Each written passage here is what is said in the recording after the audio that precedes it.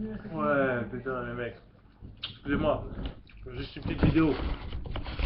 Dédicace au frère. J'ai oublié dans l'autre vidéo. J'étais axé sur Poutine.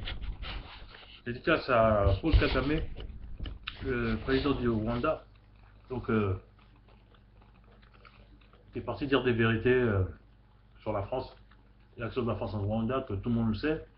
Là, j'apprends que, bah, apparemment, tout le monde ne le savait pas, parce qu'il y en a qui sont choqués et qui disent que, mais non, mais jamais de la vie, mais c'est impossible, nous n'avons jamais aidé de peau de moelle ceux qui ont fait les massacres.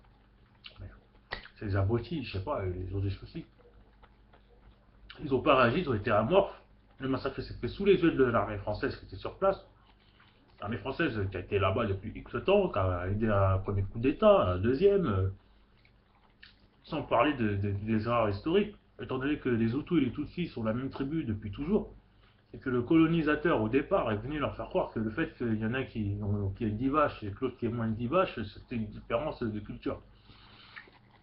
Il y avait un mec qui passait sa journée à glander en surveillant les vaches et l'autre qui cultivait la terre en permanence, ils n'avaient pas les mêmes mains, pas la même tête, pas la même morphologie, c'était deux tribus différentes. Attends, la responsabilité, elle est et dans le passé, et au moment des actes, et même après. Donc, la responsabilité, elle fait aucun doute.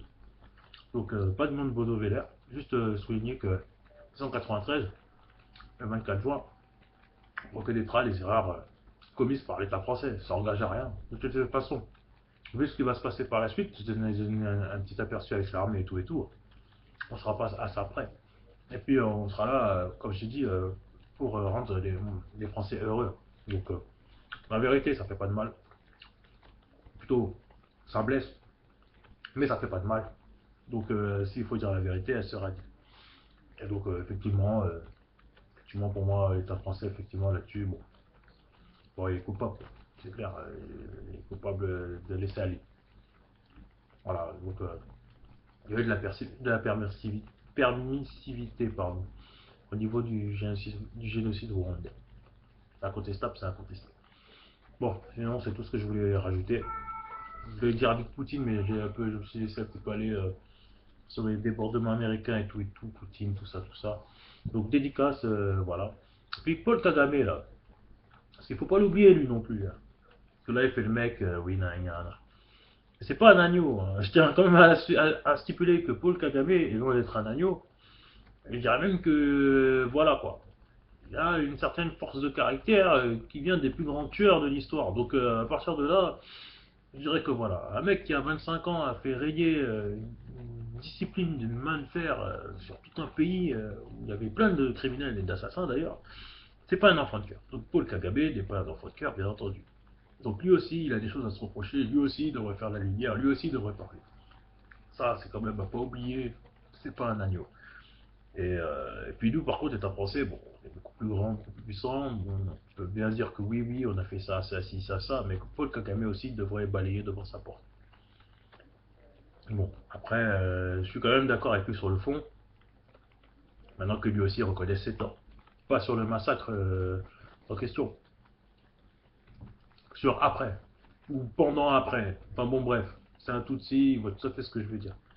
Il n'est pas resté les mains ballantes. Donc voilà. Et les événements qui sont un petit peu passés du côté du Zaïre aussi, enfin ex-Zaïre, je pense pas qu'il ait été complètement innocent non plus. Enfin bon, bref. C'est parce qu'à un moment donné, il va falloir faire un grand ménage là-dedans et dire que tout ça c'est le passé et avancer. Parce que de toute façon, quand je parlais de propagation du 24 mai ou du 24 juin 1793, je parlais de la propagation dans nos pays africains, bien entendu. Et on ira chercher de la richesse, mais ce sera officiel.